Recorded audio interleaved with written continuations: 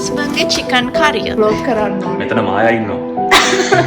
ඇත්තටම කොල්ලෙක් වුණාම උයන්නේ ඉගෙන ගන්න ඕනේ. ඒ මීහරකෙක්ගෙන් මීහරකාගේ මනෝ හවස්වේදී වහිද කියලා තියෙන එයා ෆිල්ටර් එක මේක වෝටර් ෆිල්ටර් එක. ඒකනොත් මේ සෙට් එකේ තුනක් තියෙනවා. මෙතන තමයි මේ වෝටර් ෆිල්ටර් එක සෙට් වෙන්නේ. ඔන්න මේ වගේ රතු පාට වෙනවා.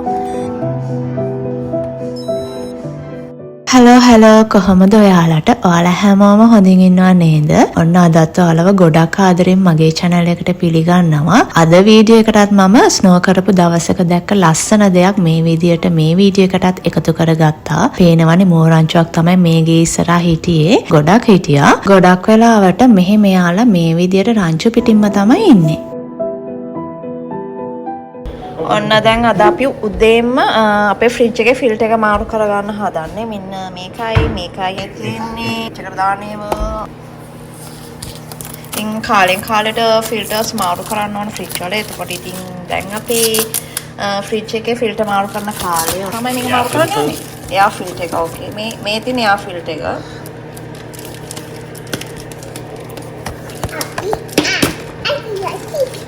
සාමාන්‍යයෙන් කොච්චර සැරයකට වතාවද මේක මාරු වෙන්නේ? මාස 6කට සැරයක් මාරු කරන්න ඕනේ. අපි බලමු මේකේ ඒ ෆිල්ටර් එක කොයි විදිහද තියෙන්නේ. වෝටර් ෆිල්ටර් එක. මේ තියෙන්නේ වෝටර් ෆිල්ටර් එක. හරි මේ තියෙන්නේ එයා ෆිල්ටර් එක මේක වෝටර් ෆිල්ටර් එක. ඒකනොත් මේ සෙට් එකේ තුනක් තියෙනවා. මෙතනට තමයි මේ වෝටර් ෆිල්ටර් එක සෙට් වෙන්නේ අපේ ෆ්‍රිජ් එකේ. මෙතන මේ තියෙන මේ කොටස ගැලවුවාට පස්සේ මෙතන තමයි සෙට් කරන්න තියෙන්නේ. ඉතින් ෆ්‍රිජ් එකේ මෙන්න මේ විදියට එයා ෆිල්ටර් එක එතකොට වෝටර් ෆිල්ටර් එක අපි මාරු කරන්න ඕන නම් මේ වගේ රතු පාට වෙනවා. ඒක මාරු කරන්න ඕන නැත්නම් ඒ කියන්නේ ඒක හොඳයි නම් මේක සාමාන්‍ය මෙන්න මේ පාටට තමයි මෙතන වැටෙන්නේ.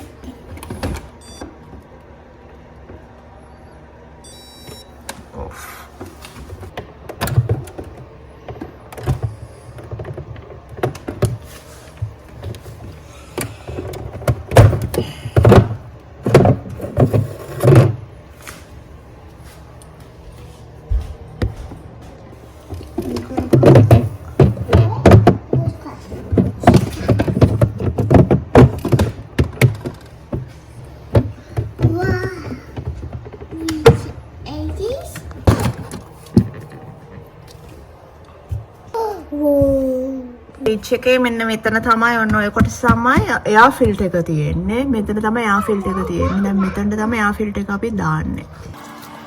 How to replace air filter and water filter?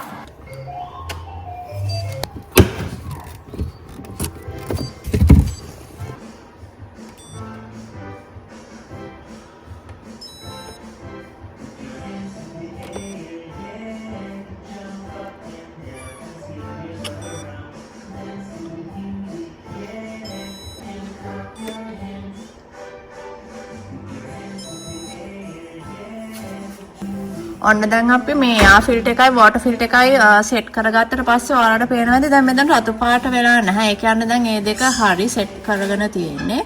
අර මාරු කරන්න තියෙන වෙලාවට තමයි මේ විදිහට මෙතන රතු පාට වෙන්නේ. ඒතර මාස 6න් 6ට අපි මේක මාරු කරන්න ඕනේ. මෙතන වැටුණාම ඉතින් තවත් ලේසි අපිට දැනගන්න අපි දැන් ඒක මාරු කරන්න කාලේ හරියි කියලා අපිට එතකොට දැනගන්න පුළුවන්.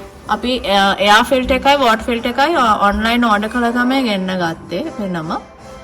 ඔන්න අපි දැන් ඒකත් සෙට් කරගත්තා ඔය විදියට. ඔන්න අපි දැන් උදේම චිකන් එකක් හදාගන්න හදන්නේ. මේ අපි කලින් දවසේ චිකන් එක කපලා මේ විදියට ඉතින් අතගාලා කරලා ලුණු ඇඹුල් හැමදේම දාලා අතගාලා කරලා තිබ්බා. මේ සිප්ලොක් එකක දාලා තමයි මම ෆ්‍රිජ් එකේ දැම්මේ. ඊට අමතරව දැන් අවශ්‍ය දේවල් මේ විදිහට කපලා තියාගත්තා. අද ඉතින් මේ චිකන් එක හදන්නේ හස්බන්ඩ්. හදද්දී මම පෙන්නන කොහමද එයා හදන්නේ කියලා චිකන්. ඉතින් එයාගේ කෑමත් රසයි. අපි දැන් ඔන්න චිකන් එක හදන්න යන්නේ. අපි දැන් ඔන්න භාජනයක් ලිපෙන් තියාගත්තා. දැන් චිකන් එක හදන්න යන්නේ. cook with husband, okay? husbandගේ චිකන් කරිය. මේ තියෙන කොකනට් ඔයිල්. අපි ඉතින් සමහරක් කෑමවල ඉතින් මේකත් පාවිච්චි කරනවා. ඒ වගේම ඔලිව් ඔයිලුත් පාවිච්චි කරනවා. ඉතින් කොකනට් ඔයිල් එක තමයි අද අපි දැන් මේ චිකන් එකට පාවිච්චි කරන්නේ. අපි දැන් මුලින්ම මේකට දාගන්නේ coconut oil. කුරුඳු කරදමුංගු කරාබුනැටි. දැන් දාගන්නවා අබ. sorry. සූදුරු. මම දැක්කවා මේ අබ ගත්තා වගේ සූදුරු. ඊට පස්සේ දාගන්නවා ලුණු. පොඩියට කපාගත්ත ලුණු තමයි මේ විදිහට එකතු කරගන්නේ.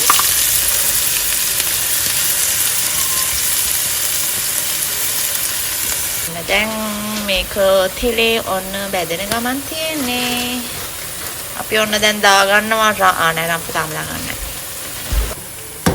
ඉතින් හස්බන්ඩ් සාමාන්‍ය ඔයාදී දැක්කන රෙස්ටෝරන්ට් ක්‍රමයට අර භාජන හොලන සීන් එකේ කරනවා ඉතින් පේනවනේ. එයාට අත්දැකීම හොඳටම තියෙනවා. යෝගට් දාගන්නවා. ඊට පස්සේ කහ. ඊට පස්සේ මිරිස් කුඩු. මේ බැදපු තුඩ පහ කුඩු. කොත්තමල්ලි කුඩු.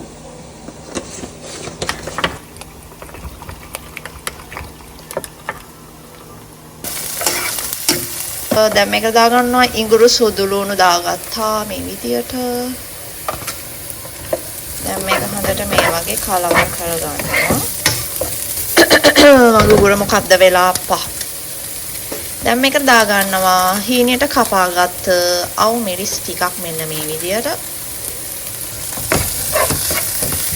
මේක මේ විදියට හොඳට කලවම් කරගන්නවා.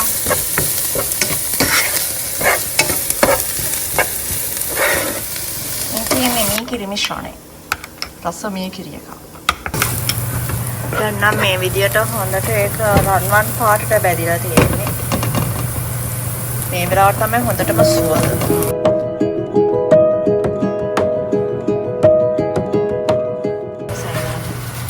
දැන් ඔන්න දාගන්නේ මේ කිරි මිශ්‍රණය අපේ.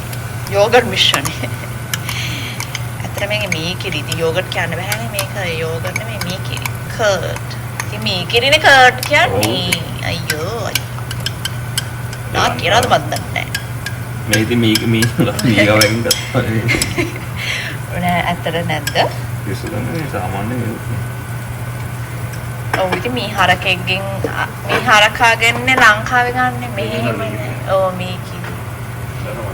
ඔන්න දැන් මේකට දාගන්නවා අපි මේ විදිහට පැත්තට මිරිස් කුඩු චුට්ටක් දාලා ඒක මේ වගේ කලවම් කරගන්නවා.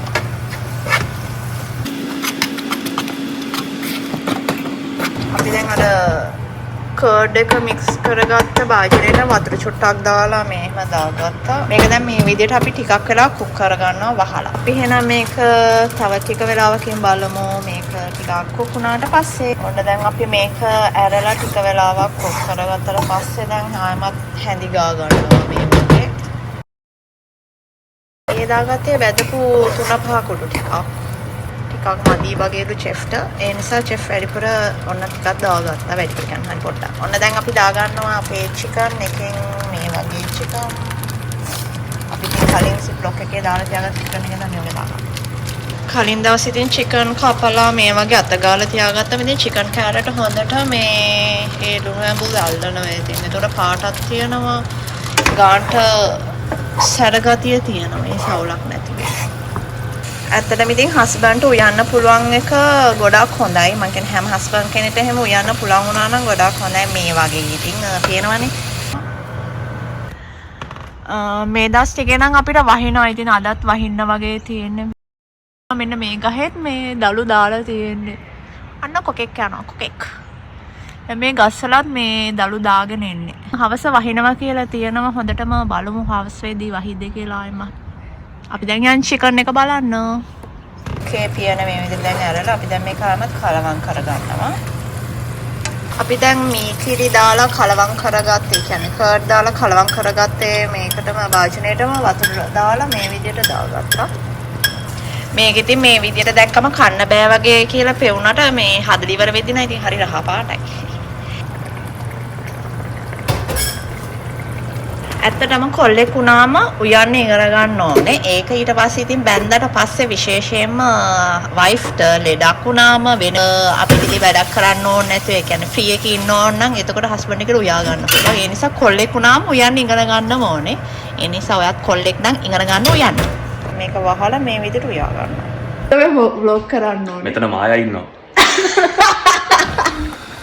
ඔන්න දැන් චිකන් එක හොඳට තැම්බිලා ගාන්ට ලස්සනට තියෙනවා ලස්සන පාටට.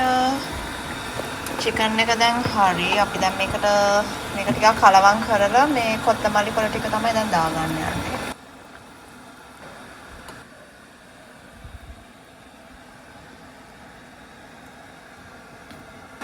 මේ තියෙන්නේ හස්බන්ඩ් හදපු රසම රස චිකන් කරි එක. දැන් අපි මේකට දාගන්නේ කොත්තමල්ලි කොළ.